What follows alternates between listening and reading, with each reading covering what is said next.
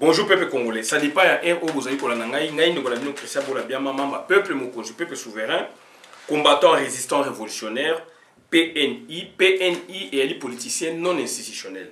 Bande Konangaï, Toye, Awa Pona Koloba Makambu Yambo Kanabiso, puisque la situation est très catastrophique. Yangwana Toye Pona ko informer peuple Nabiso, et puis ko avertir peuple Nabiso, et puis ko rappeler peuple na Makambu Oyo Toloba, ça fait aujourd'hui une année. Tu informes bino, tu rappelles bino, tu expliques bino ba fait politique, socio-culturel, économique yamboka. Lelo yo, tu loba tango e belemi. Tango e belemi parce que yo komi conscient, ya komi conscient ba mususu bazana ko hésiter. Yango tozo senga ba mususu na ba zonga na nzela. Ba zonga na nzela puisque tozaka na mboka moko, tozaka na mokili oyo to bengi Congo ya biso. Puisque batu bazali na mokili oya bango bazana mboka oya bango esengeli to batela yango esengeli to préserver yango yango na bandeko na ngai na bolingo oboza nango ya kolanda biso donc na télévision chaîne YouTube pe Facebook Bobitinge ngelo ba bola bia matina wenge donc na souci ya kolanda wana yango yo biso pesa ko pesa biso courage. Il y a ba émission concernant l'actualité ya mboka na biso na kati ya monde et puis ko jape monde ko tchaye na réalité par rapport à Congo puisque Congo ezali centre de gravité politique donc ya monde centre de gravité politique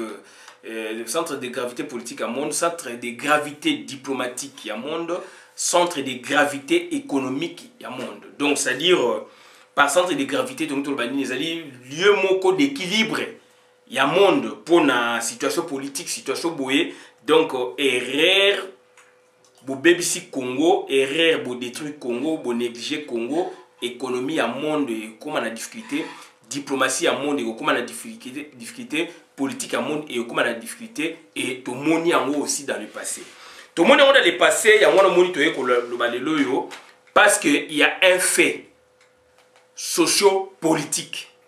Tu comprends un fait socio-politique parce que on parle de l'armée. Bomoni Félix Antoine Tshilombo donc a initié la consultation politique et les loyaux armée ya Congo entre guillemets ya Congo tu démontrer en bino ya Congo armée ya Congo acceptons que ça soit notre armée c'est une logique. Mais tu as démontré que la armée n'a bisoté. Donc cette armée aujourd'hui, bande konangai, ezali passe mingi, donc armée wana esengi na ba politique, ba respecter ba institution. Yango to yeko décortiquer ni koloba nini. Ba politicien donc ça dit ba respecter ba institution. Elini koloba nini institution na mboka ingi koloba nini na mboka nyonso na monde institution c'est loko oyo batu basali par rapport ya ba données naturelles par rapport na biloko oyo nzambe akeli mutu nzambe akeli nzete nzambe akeli mabele institution ezali eloko o mutu akeli donc politique institution politique président de la République chef coutumier ça c'est ali mutakeli mais donc il y a une politique politicienne politique et étatique donc mutakeli gouvernement ba benga institution parlement ba benga institution président de la République ba benga institution gouverneur ba benga institution et la quatre institutions président ba différence songolo pakala institution politique institution donc administrative institution judiciaire. Donc, c'est-à-dire, voilà un peu, respect de l'institution, tant bango, bazali ko senga, armée à Congo, bazali ko senga, alors que consultation est ali, et biso toye bisabino. Toye bisabino que Mao Tse-tung aloba, ancien président Yachine aloba boye, le pouvoir est au bout du fusil. Pouvoir est ali ne mandoki. Na songe ya munduki, soki mutu na gâchette à lâcher lisa c'est bimi lisa so ego boma président république ego ma président parlement ego boma batu et puis peut battre bazui bokonzi. Tout le monde a un coup d'état et l'anda na assassinat, tout le monde a un babiloko ébélé. Le pouvoir est au bout du fusil. Aujourd'hui, l'armée congolaise appelle le politique, n'est-ce pas, au respect des institutions. Qu'est-ce que cela veut dire? Yango toye lelo. Ndeko nanga toye lelo pour expliquer bino parce que ezali passe mingi, ezali mawa mingi toloba yango. Lelo ezali dongo sombele suka bisanga. Donc bandeko nangai souffre que na mela moi mai bon to kota na mozindo vraiment.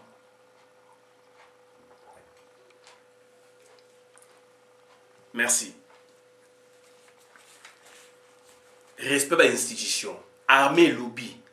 Armée nezali nini? Est-ce qu'ils ont armée à Congo? Est-ce qu'ils ont donc Congolais qui diriger l'armée? Est-ce que donc ils ont une phase? Est-ce qu'ils ont une ANC, Armée nationale congolaise? Voilà, bande konangai, sujet oyo toyeli bino lelo. Et pour na to kota na mozindo, tokolakisa bino eloko o biso to salaka. Donc déjà en 2016, ils ont bilili toko projeté bino à nouveau une partie pour comprendre que makam oto lobaki bande konangai ezali passe mingi, ezali mawa mingi. Donc bande konangai ezali passe mingi, ezali mawa mingi. Yangwana esengeli donc tout monde yango lelo esengeli donc tout monde yango. Mais avant tout monde yango tozali ko zonga sabino donc hymne national ya Congo. Donc to benga ki Zaïre pour na raffermi biso et sangisa biso pour na toyeba ndenge ni tokotambola. Merci.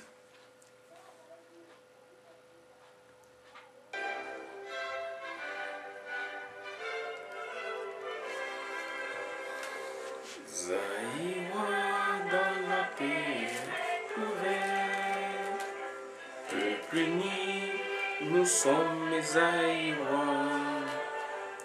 En avant, fier et plein dignité, peuple grand, peuple libre à jamais. Tricolore, mais nous du feu sacré, pour bâtir notre paix toujours plus beau, autour d'un fleuve majesté. Fleuve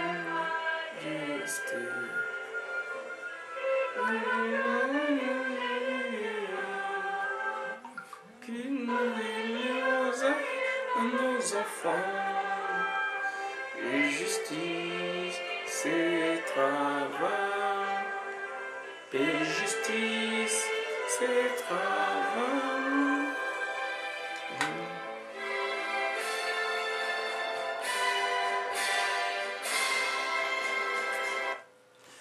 Merci mingi. Donc hymne national yango ne mutu esangisi biso, yango mtepesa biso force par rapport à la situation tozali komona lelo et bande konangai. Donc c'est sérieux parce que situation oyo tozali komona lelo ezali voulu batu balingi ko sala yango ko kabola peuple congolais ko tcha division ko mema donc haine na kata peuple, comme ma tribalisme na kata peuple, comme ma régionalisme na kata peuple, alors que le peuple congolais azali un et indivisible. Ndenge pe mboka na ezali un et indivisible. To moni yango tant mboka parti moko bakangi yango ezali parti wana kaka te ezali mboka mobimbe kangami ezingami na bapaya. Et sursaut d'orgueil et donc élan patriotique, amour patriotique autolakisi par rapport à Minembwe, c'est ça les Congolais. C'est ça l'unité nationale. Donc, donc tout ça qui une vidéo intitulée Les armées spéciales d'Afrique, barre congolaise, 1965-2016. Donc, tout Rolanda Yango, pour nous comprendre, tout ça qui bon toujours rapidement. Tout Landa. Bonjour peuple congolais, c'est moi votre frère Christian Boulabian, membre de la plateforme Peuple Mokonzi. Aujourd'hui, nous sommes venus ici pour vous parler des armées spéciales en Afrique. Ce sont des armées mono-ethniques au sein des forces armées nationales dans presque toute l'Afrique. Donc nous allons essayer un peu de passer en revue quelques pays rapidement et puis nous attarder. Après, nous allons nous attarder, donc nous apaisantir, nous arrêter sur le Congo. Et sur le Congo, notre pays bien sûr, nous verrons comment les armées spéciales se sont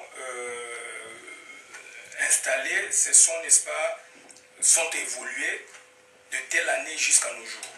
Donc, d'entrée de jeu, nous allons déjà vous parler en Afrique, presque toute l'Afrique non démocratique, il y a une sorte d'armée spéciale dans l'armée même nationale. Donc nous vous citons le cas de la RDC, notre pays, cas du Togo, la Côte d'Ivoire, du Rwanda, du Congo-Brazzaville, de l'Ouganda, du Tchad, du Gabon, et puis voilà. Les autres pays, nous les avons cités, mais nous avons donné un cas spécifique que nous avons étudié au niveau de l'Afrique et puis au niveau de notre pays. Donc nous prenons deux cas. Au niveau de l'Afrique de l'Ouest, nous prenons le cas du Togo et puis au niveau du Congo, donc notre pays. Et toutes les armées spécifiques ou spéciales au sein des forces armées nationales de nos pays africains, toutes ces armées ont une même caractéristique ou ont des mêmes caractéristiques. Les armées spéciales, ce sont des armées mono-ethniques, d'une seule ethnie. Ce sont les armées qui protègent le président de la République, dont lui-même est issu originairement militaire. Mobutu, vous avez entendu, il est d'origine militaire. Eyadema fut d'origine militaire. Sassou Nguesso fut d'origine militaire. Idriss Déby fut d'origine militaire, etc. etc. Donc la liste est longue. Donc, leurs caractéristiques, c'est quoi? Puisque c'est une armée mono-ethnique, le nom l'indique, c'est-à-dire une seule ethnie. Et dans l'ethnie, une seule ethnie, c'est-à-dire ils partent de leur province. Ils descendent au niveau de la sous-région. Après, au niveau du secteur, c'est-à-dire au niveau de la province, ils prennent, ça c'est l'armée spécifique. Donc ils se disent, ils sont de la même province, ils sont frères, ils sont parentés à d'autres ethnies du pays. Puisque étant l'armée spéciale, maintenant, dans leur logique, ils vont encore plus loin. Les tenants de cette thèse, dont spécialement les chefs d'état-major, qui sont aussi d'office ministre de la Défense et de surcroît président de la République. Ils vont plus loin, ils quittent la province, puisqu'ils prennent les gens de leur province, ils descendent au niveau de leur sous-région, donc de leur ethnie, et en dehors de l'ethnie, ils vont encore plus bas, donc c'est-à-dire vraiment au centre, donc au niveau de leur village. Nous verrons ça, donc raison pour laquelle nous parlons, comme je vous ai dit, du cas du Togo. Au niveau du Togo, voilà. Donc c'est-à-dire, c'était un exemple déjà. Tu parlais Nango, donc le 6 novembre 2016. Tu parlais de Nango, puisque tout ça, nous sommes un laboratoire donc des faits politiques, économiques, sociaux, etc. Donc, tu talaka makambu autrement, yango tu tritaka yango. Et aujourd'hui, nous avons un sérieux problème puisque l'armée congolaise, ou les armées congolaises demandent aux politiques, n'est-ce pas, de respecter les institutions. Qu'est-ce que cela veut dire? Donc, c'est-à-dire alors que ils ont placé, armée wana il faut tout ça non des compositions et armée wana. Est-ce qu'ils allaient armée na biso? Est-ce qu'ils allaient armée na biso? Ou ils allaient armée incrustée na kati ya Congo? C'est ça aussi la question. Donc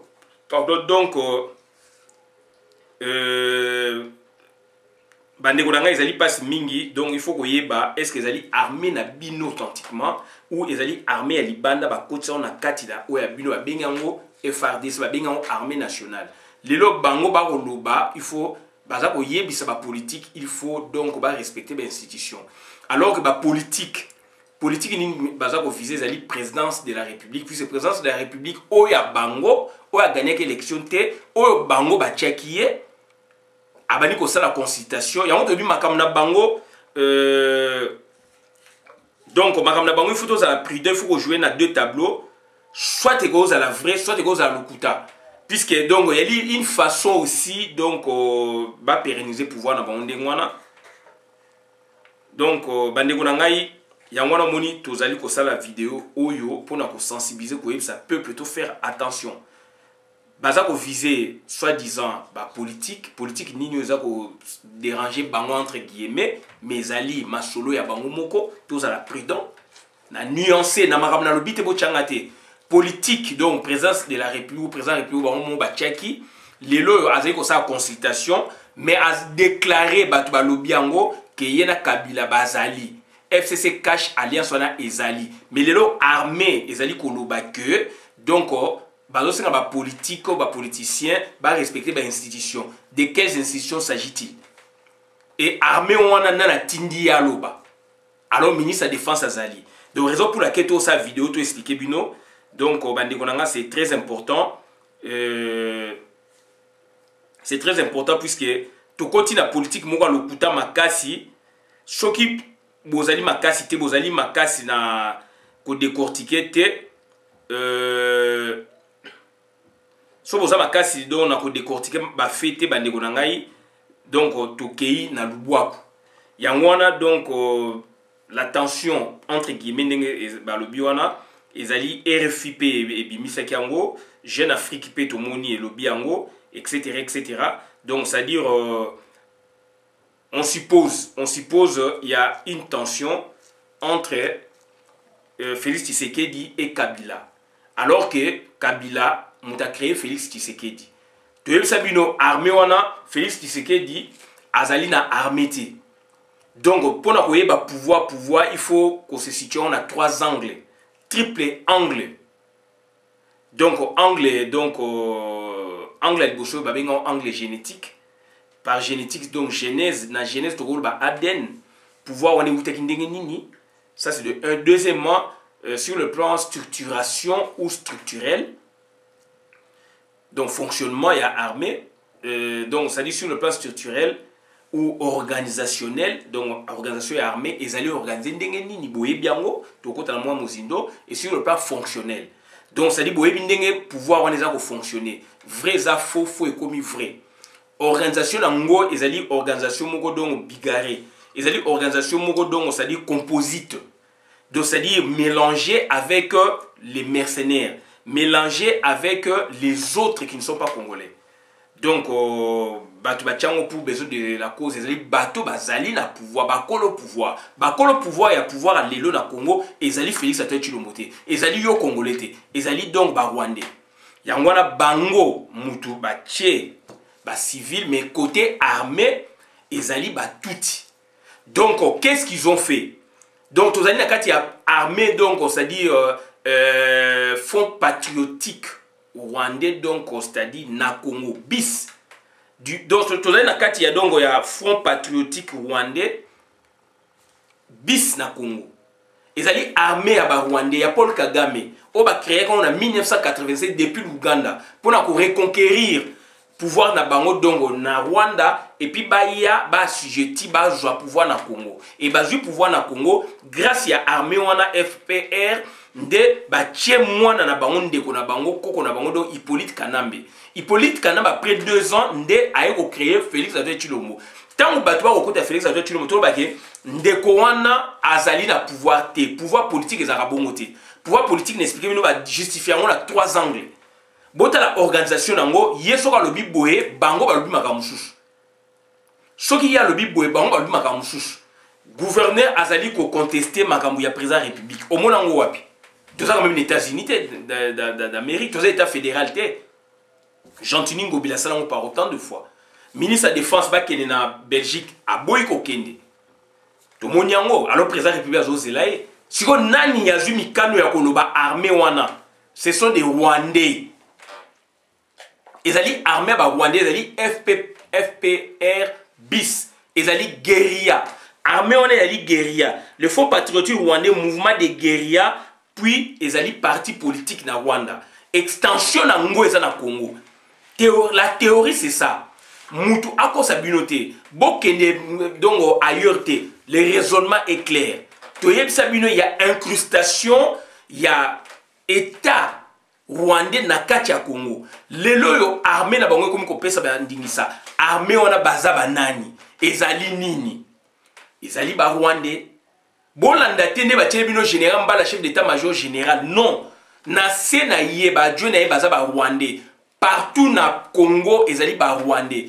place congolais azali titulaire adieu ezali rwandais ba incrusté tant ba incrusté c'est une politique menée c'est-à-dire bango ba simbi pouvoir militaire na politique ba pesi bino donc bino ba congolais ba soufi fona ba subjuguer ba boy na bango bo sela bango misala mais ba camoufler pour na ba sepelisa yo ba tie Félix Antoine Tshilombo wana président de la République yo monique donc pouvoir eza ya bino ye moko alobi ayebisi bino aide biso aide ba biso o ba bino wana pour na boye ba ke pouvoir wana ba yoka nango ba dirigeaka na 2 personnes ba trace ezali na RTBF le 16 le 17 donc septembre 2019 na Bruxelles alobi yango polele lelo armée za koloba donc ngelo bani il y a un mouvement qui se prépare donc toyebisa bino armée elinga ke zo bokonzi et ça la coup d'état donc dès que babani ko bima boye donc bazali ko luka ba manœuvre nyonso pona basala oyo bango balingi tokokota la jela bango te mais toza ko yebisa bango la vraie armée ya Congo et Koya donc bango basala oyo bango balingi puisque FPR business na kata Congo ba kotisi yango na kata Congo ba baki yango na kata Congo yozoye ba susute oza komona songolo pakala congolais azana poste ya commandement azali na pouvoir te ba ko pesa est-ce que ba tchaki Didier Toumba est-ce que Didier Toumba il a pouvoir il est chef d'état-major général oui mais est-ce qu'il avait le pouvoir il y a décision azaki nango pouvoir il y a décision donc il y a réorganisation armée azaki nango Bachele Bilosko général Mbala. Est-ce que général Mbala azali na pouvoir militaire? Il y a Mboka Congo, na ba moyen militaire ya Mboka Congo. Azana ngote, azali marionnette. Dile tout mazali ki marionnette. Bachele bango na pona yo o se calmer, o za na confiance na armée wana quand même. Alors que donc base nango donc ezali ba Rwandais mutu ba ko diriger. Base nango idéologie, organisation, fonctionnement na bango ezali ba Rwandais mutu ba ko diriger. Bon pile ça dit bon temps na Congo mobimba bazali ko pilile partout na poste ya commandement ba chaîne à commandement alors États-Unis d'Amérique et Senga Félix Antoine Tshilombo na bino wana donc a signé mukana ba sala accord militaire donc pour na ba réformer armée na police est-ce que ça la yango to ba soka za garçon a la décision bon ministre de la défense azali wapi armée na ye yango les akoloba ezo ko position. Donc, si le ministre de la Défense Azali Wapi, de quelle armée s'agit-il et qu'on intime ordre de la politicien? To liboïté, to ligner le komo bongo, mais de quelle armée s'agit-il? Il s'agit du Front patriotique rwandais bis na Congo. Bango ne moutou pas diriger, bango ne moutou pas na pouvoir militaire. Gouvernance militaire za maboko na bango. Bolanda bande ko na bino ba tchétché moi likoloté. Bat basa la pouvoir isa bango.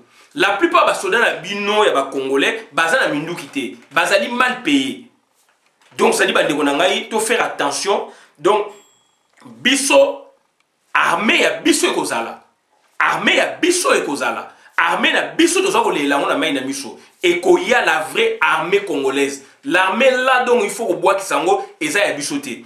Yango to tchelibino donc vidéo to salaka les armées spéciales d'Afrique Mobutu a sali coup d'état donc la 65 na et armée nationale congolaise donc ANC donc Mobutu a sali coup d'état na haut commandement militaire ba yokana ki ba jubo konzi Donc après Mobutu ayo ça nini ayo tcha donc to bengi armée spéciale ayo ça nini ayo ça ba armée na mono ethnique car on est répandu en Afrique na Tchad pareil na Togo na parle même pas na Congo Brazza donc ils allaient explicite au pays un peu partout ils allaient explicite donc c'est à dire l'armée patriotique ils allaient armée rwandaise donc de nationalité Tutsi donc bah tout bah ça rwandais bah ça bah Tutsi authentique bangonde ils allaient armée donc FPR bis na Congo et juste décision ils allaient ko kebisa nani to kota na jena bangote mais ce que vous landa yango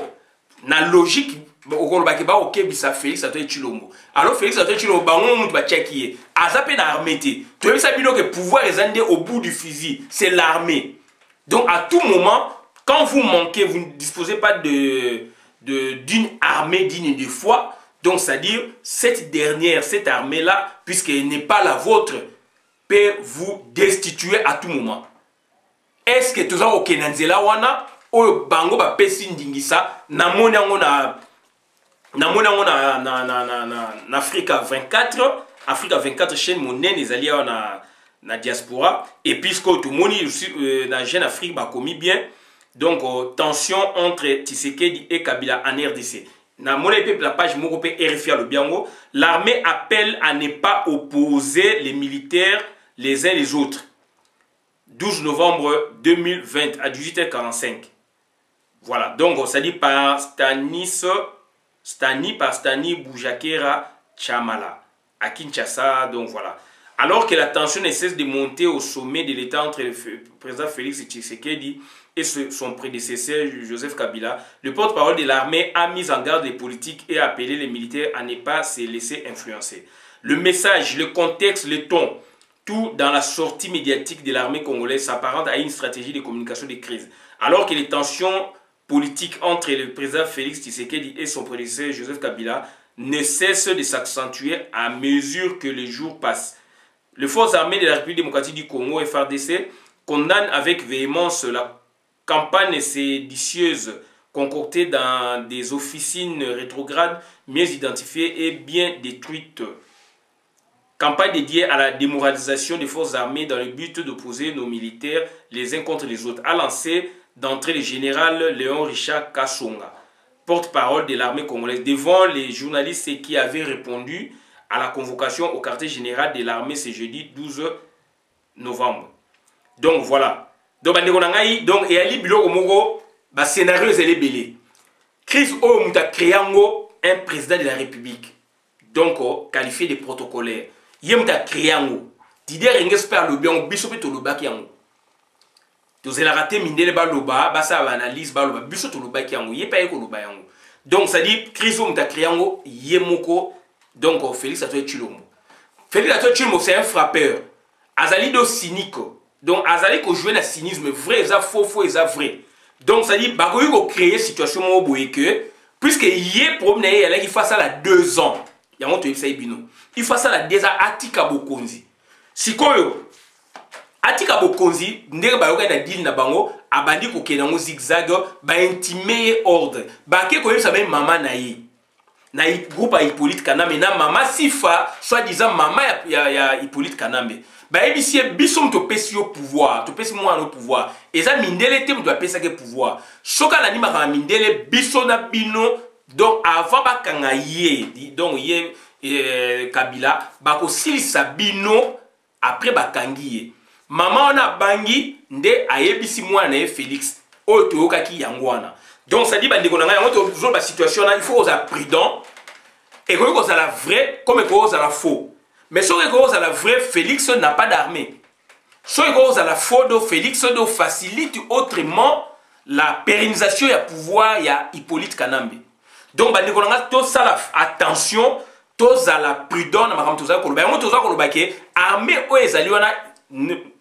n'obéit que à Félix, à Joseph Kabila, puisque ils allaient mono-ethnique, une seule ethnie. Ils allaient tout inde bazali wana bandeko Hippolyte Kanambe. Baki bango na kati ya FARDC. Biso tozali mingi bien sûr, mais bango bazana chaîne ya commandement. ya makasi bango ne mutu bazui décision wana bango ne batindi ba sous-fifre ba congolais ba ndeko na yo ba domestique na bango pona ba ya ba bouiller ba carte et tant que yo ebi ko décortiquer armée o ya yote ndeko na ngai na police o ya yote ndeko na nga ezali passe mingi et on ne peut pas avancer donc na lolenge o tozali ko avancer wana donc ya ngwana ba ndeko na ngai tozali ko esa bino donc tozali ko esa bino to faire attention situation donc ezali o ezali wana dans mon sujet mususu l'armée soutient les institutions et rappelle les politiques à l'ordre en pleine crise qui oppose tout ça il y a pas de crise par contre ba créer sur leur propre initiative. L'armée congolaise a mis en garde jeudi lors d'une sortie médiatique tout ça on a déjà vu ça on a parlé de ça donc voilà donc ça dit bah ultimatum ba boye ezali ko kweya alors que bango moko bandeko na ngai bango moko mutu ba créer situation oyo yango wana tozali ko senga na bino donc bolingo boboto to na kati na bino o to yaka ko bino wana to suki abola na vidéo madame na compte ya Congo bolingo etonda na bolingo na cohésion nationale na unité nationale de to sangana de to vaincre batwana Félix azali normalité donc amemi biso na banzela moko so tozali prudente tokokwa na ye donc armée asali consultation o yazo sala wana na lolenge yazo sala wana pouvoir azana ngote to ba pouvoir ezali armée en Afrique lelo armée ya Congo e bani koloba donc le pouvoir est dans l'armée balingi baloba nini bazali ko prévenir nini bazali ko lobela banani babi ba lobela ba politicien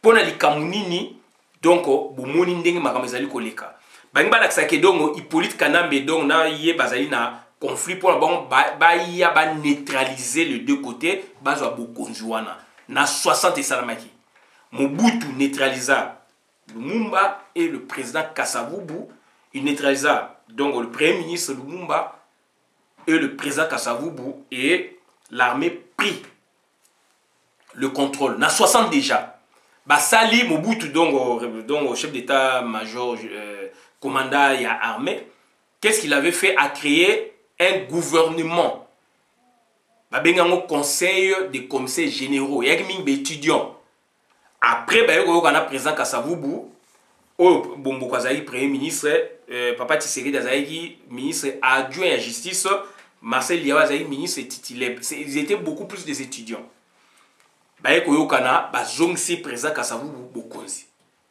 azali toujours président et le quoi ça me ba neutraliser qui yamba mi balende coup d'état effectivement ba sala ki na 65 donc ça dit yango to sabino ba base ezali déjà na 60 si y a problème na Congo il faut que zonga na 60 yango ba ndeko nanga tout ce qu'on nous présente là ba ko échapper que donc ko échapper te na muto aza ko maîtriser ba institution politique donc il faut que yeba institution politique joie on peut histoire ya mboka na yo de 60 à nos jours, de 1885 jusqu'à 1985, partage Afrique jusqu'à 1908. État indépendant du Congo, makamni eleka kuna sokobio landango, eza histoire okoye bayango, ba bengo pa institution politique. 1908 jusqu'au 30 juin 60, Congo belge, makamni eleka ki sokobio ye bayango okoye bayango. Tcha volonté tcha elikia. 1960, le 30 juin, jusque le Loyo. Première République, président Kasavubu, 1960, 30 juin, jusque donc le 24 novembre 65. Première République, président Kasavubu. Na autant de ministres. Donc, to esko na deuxième République, le 24 novembre 65, le 24 novembre 65, Titoye, dans le 24 avril 90. Deuxième République, il y a Mobutu. Première partie, donc, le 24 novembre 65, le 23 décembre 1970, MPR, fait privé. À partir du 23 décembre 1970, le 24 avril 1990, MPR, parti État. Donc, c'est-à-dire, bon, qui m'a ramené les cas qui Mobutu peut pas premier ministre naïe. Mais bon, il baké, Mobutu tout en joue Konzi, premier ministre à Liboso qui donc compagnie de la révolution générale Moulamba une année. Na 65, 66, na 66, ti na 77. Donc, ça dit 11 ans, Premier ministre à Zalaïti. Mobutu Yemo est président de la République, il faisait aussi office de Premier ministre, mais il y avait un directeur de cabinet très puissant, Bisengmana, qui avait tout faussé, jusqu'à donner la nationalité à Rwandais Bandekonae. 81, tu as eu et mais il y a des ordres, Rwandais Bakanga Kanda. Donc, Deuxième République, Troisième République est bandit à partir du 18 février 2006, promulgation, donc il y a publication, donc il y a constitution, jusqu'à nos jours. Mais peu avant, le 24 avril 90, le 18 février 2006, 16 ans, il y a transition démocratique. Il y a une phase de belé na kati. Vous vivez qui en viva qui en toye sikoyo normalement to côté la 4e république to réclame kango.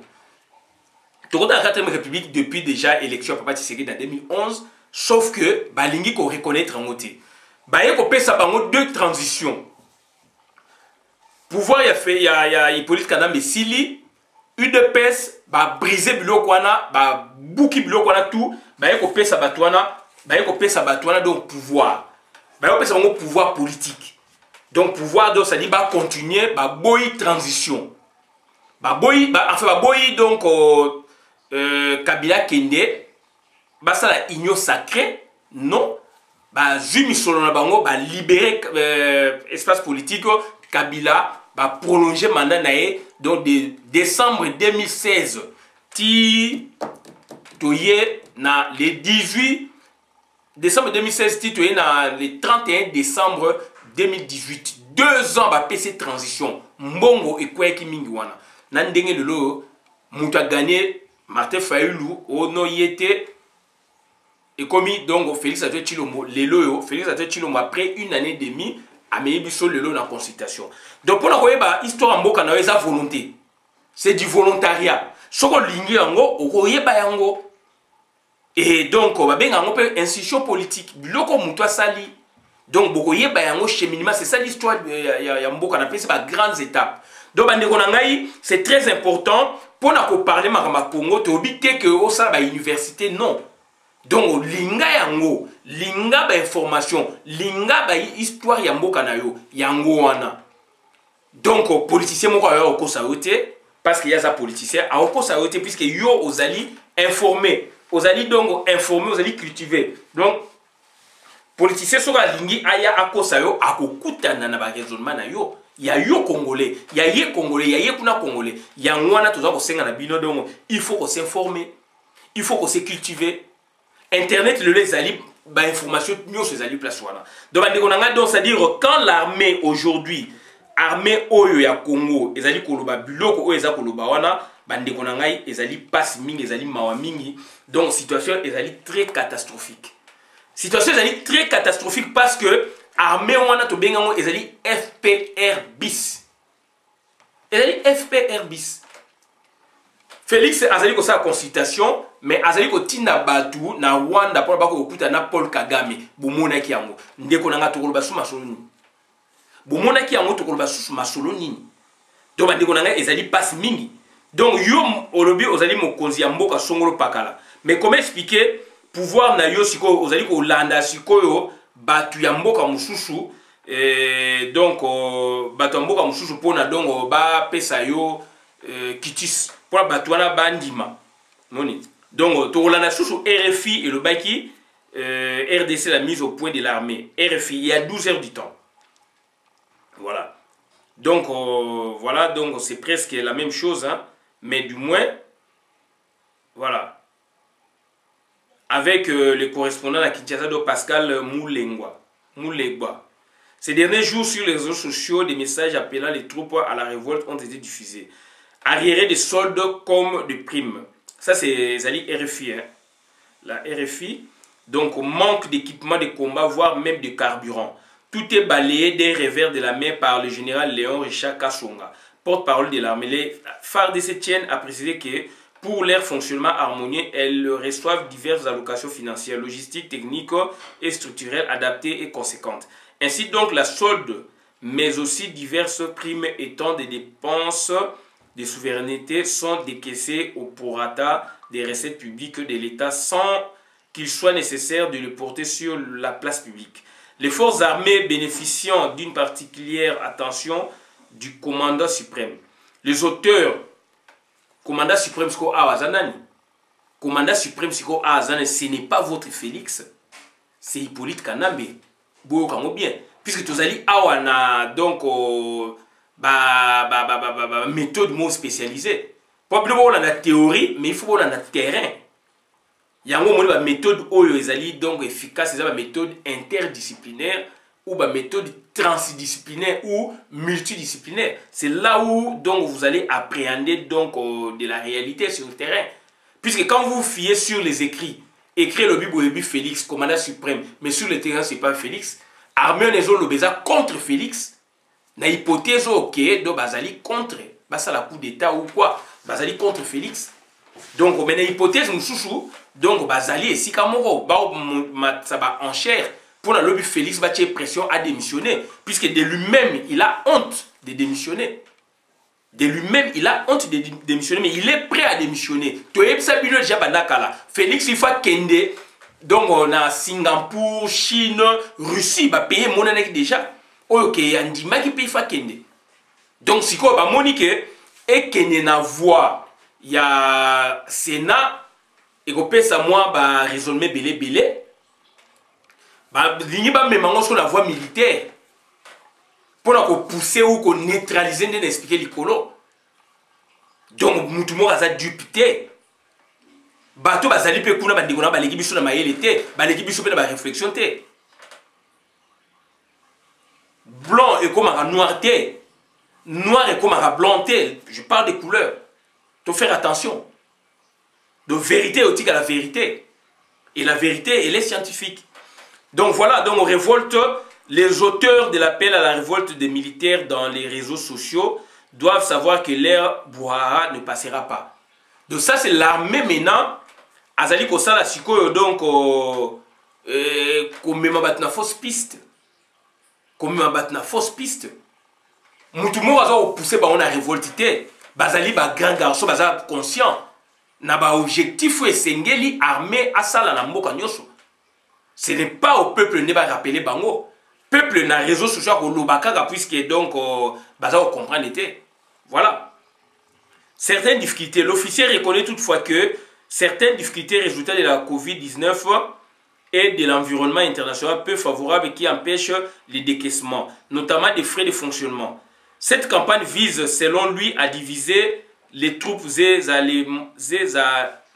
les monter contre le pouvoir politique. D'où cette mise au point. Les forces armées de la République démocratique du Congo appellent tous les vaillants combattants à demeurer unis, disciplinés comme toujours, vigilants et derrière le commandant suprême. Quel est ce commandant suprême? Quel est ce dernier? Ce n'est pas votre Félix. Bolanda mikanda théorique au bâtiment de la constitution ou quoi. Sur le terrain, ce n'est pas Félix, c'est Hippolyte Kanambe. Il y a un expliqué l'icolo de Basoda, il y a Rwandais FPR bis ne baza ko diriger. Mais baza ko tinda toujours ba domestique na bango ba congolais. Et ça côté ba civil na vie politique et ça côté ba militaire yango eza ko lakisa. Armée wana c'est Hippolyte Kanambe monta yango. Ba américain ba démontrer yango na misu na bino. Basenga na Félix Antoine Tshilombo a brisé chaîne à commandement. Il y a plein de Rwandais. Après ça, Bango a signé accord militaire, militaire, dont il comprenait aussi la police, pour réformer l'armée à Congo, réformer la police à Congo. Félix ne se manifeste pas jusqu'à nos jours. Ça fait plus d'une année. Donc, allez-y comprendre. Donc, ça dit, ezali mawa mingi.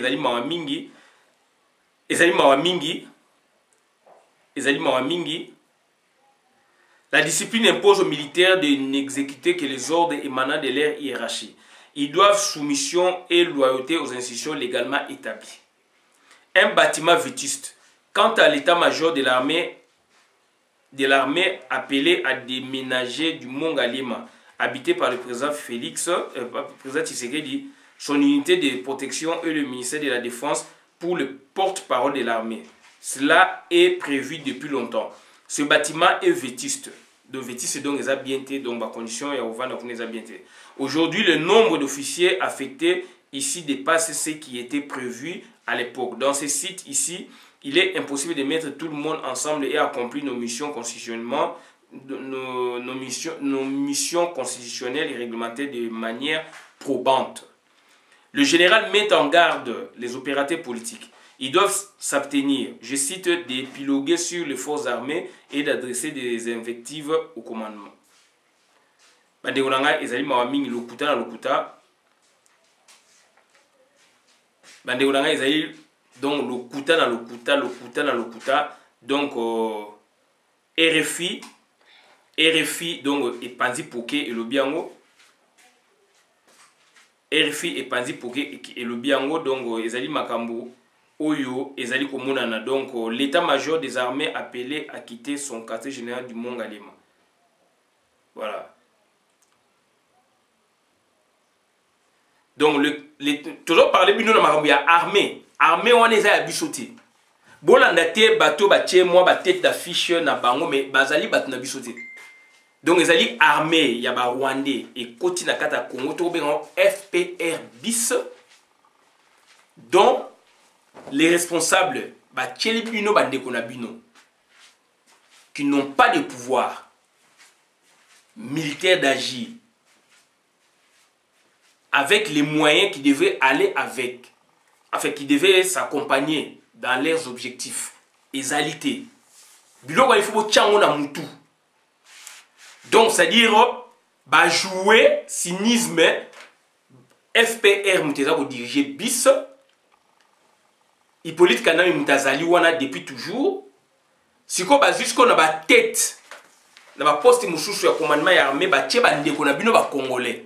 Pona yo congolais au mona ke bandeko nanga bazawana mais na ba se wana ba adjoint na bango be na se lisusu bato baza ko décider za bango eza ba Rwandais za ba congolais te ya wana bi Didier Tumba azaki na ba moyen te ya faire fonctionner armée wana na ba décision puis na ba moyen o ekina na décision général Mbala pareillement do bazane eloko moko te ezali ba Rwandais mutu bazali wana partout na Congo.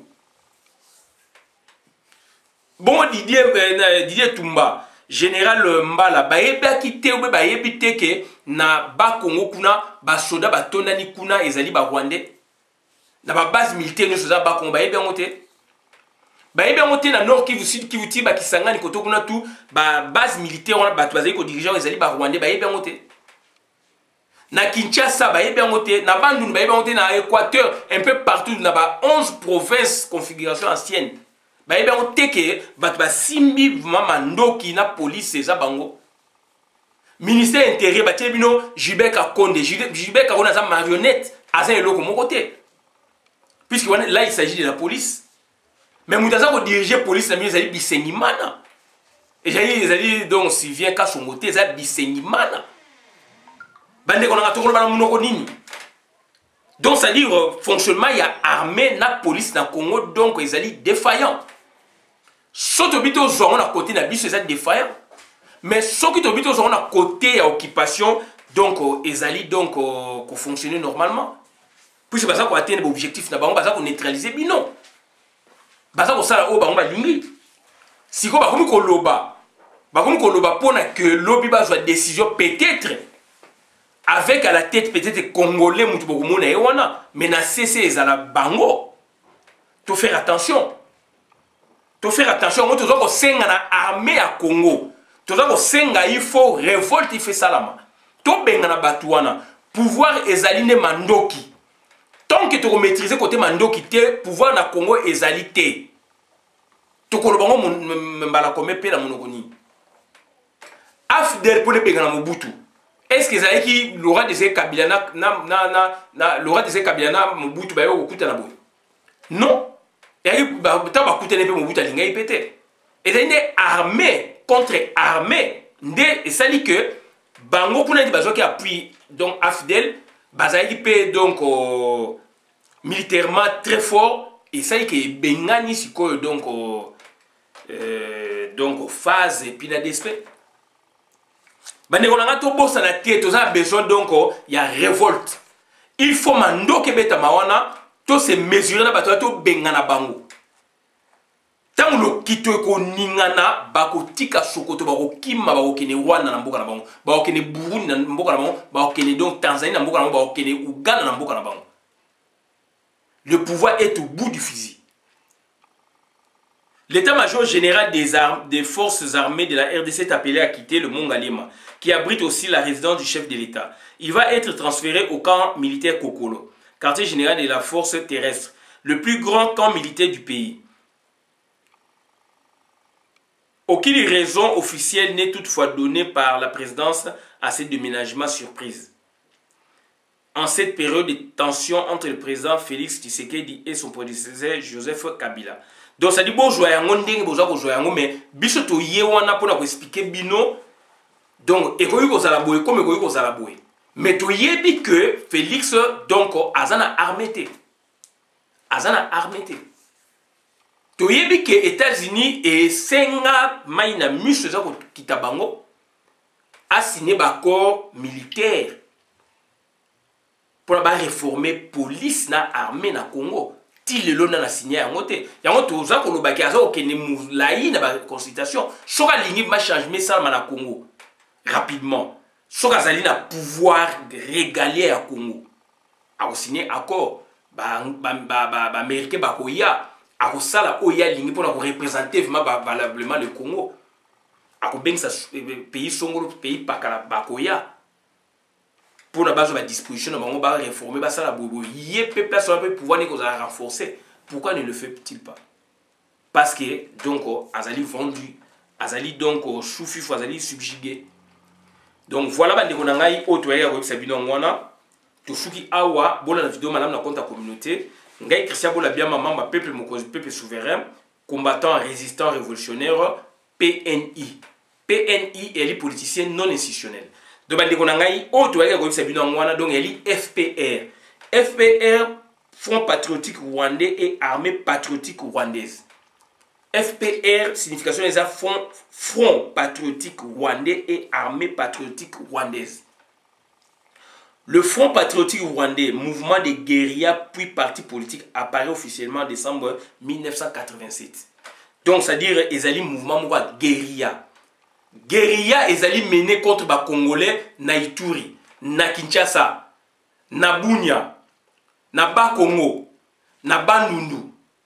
Bangombe bayeki wana ezali dongo mouvement guérilla. Partout mouvement guérilla na Gemena, na Manaka. Donc c'est-à-dire na Zongo, mouvement ya guérilla. Ezali front patriotique.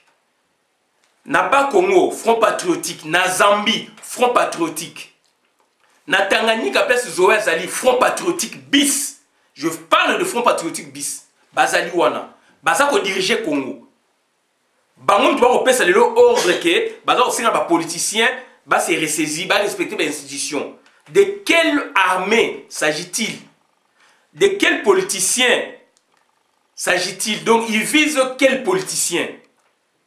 Et si vous pouvez comprendre, Félix Azali Moutou va créer qui? Moutou Oyo politique a créé qui? Si vous pouvez jouer position pour donc crise Ezali. Tension Ezali entre Hippolyte Kana et Joseph Kabila. Si vous pouvez crise Ezali. Thomas Lokondo, Delis Sesanga, Bimaki na consultation panaye, Bablobi Polele. Président de la République à lobby, donc hier, baza va continuer, donc deal nabango FCC cash. Félix Azali Koko sa nani. Armée patriotique rwandaise. Donc lelo balingi basa la nini sous na Congo. Baza ko diriger, baza ko boma batu. Siko bazali Koko sa ba nani, ce n'est pas notre armée. Yamona biso tozo senga. Donc 4e République qui fait ya rapidement, tozo senga il faut mandoke ko na kata Congo. Il faut qu'on ait un batouana. Comme ça, l'armée est congolaise et il y a et s'installer. Dès que tout le monde a armée, il y a belé. Mboka na biso ezali prise en otage bande ko ngai. Mboka na biso donc bakangiango. Tozali na kata esclavagisme ya ba Rwandais. Tozali donc na kata colonisation même ba Rwandais. ndeko tango yo zali ko boya yango zali mawa mingi okoyeba makambo te. Il faut koyeba nanu pourquoi situation est comme boye pona oyeba ko se démarquer pona oyeba ko milukela nzela et nzela toza ko luka yango yango toza ko expliquer bino. Donc ba Rwandais ba tondi na armée na biso toloba yango. Donc lelo ba bimi polele à travers votre frère congolais général Soki Songolo Pakala et baza ko distraire bato. Quand est-ce que ba Rwandais ba ko bimana kata mboka na biso ba ko bimana volonté politique et puis ba ko bimana bolingo oyo congolais za nango pona ko libérer mboka na yo et libération mboka na yo ezali na yo moko na congolais. Eza ba américain te, eza ba français te, eza ba belgique te, eza ba boyeboy te, ezali no biso moko. Pour biso mona Congo toza 80 millions de personnes. Soki to bi 10 millions lelo e bima donc un mois to tambola pouvoir ne ekimi. So ba ko boma ba 10 millions donc tina donc 9 millions ba boma 1 million ba ba okima. To kanga ba maboko. Bandeko na ngai c'est la volonté politique et a démontré na 97 98 tango Laurent Désiré Kabila balukele bango ba balukilié ba congolais ba kangaki ba soda FPR na maboko et lelo ba vanjake loko wana. Donc volonté politique puisque cette fois-là Laurent Désiré Kabila a changé ki kazaki a komaki congolais a zonga ki moto yango wana Félix tango azali ko zonga moto te biso to ko s'imposer et bino boko s'imposer tozali ba congolais. Donc autre gars comme c'est bino ngona to suki abona la vidéo madame na compte communauté. Merci à Christian Bola bien maman peuple mokonzi peuple souverain combattant résistant révolutionnaire PNI et les politiciens non institutionnels. Merci.